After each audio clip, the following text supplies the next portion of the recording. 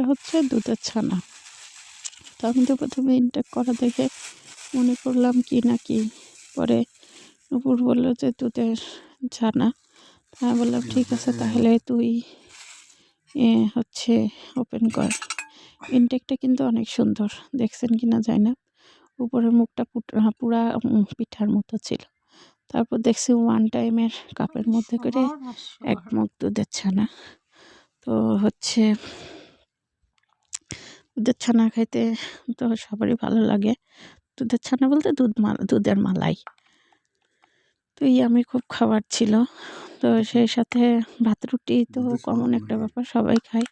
কিন্তু unique uncommon খাবার আসলে সবারই পছন্দ। তাই ভাবলাম সুন্দর একটা ছোট ভিডিও করে দিই, যে যেমন ভালো লাগে সে সেমন খেতে পারে। কিন্তু আমরা হচ্ছে এটাকে চিনি দিয়ে যে মিক্সড করেছি, চিনি দিয়ে মিক্সড করে তারপরে তো আপনারা অবশ্যই বলবেন যে দুধের মালাইটা কেমন লাগলো ভিডিওটা।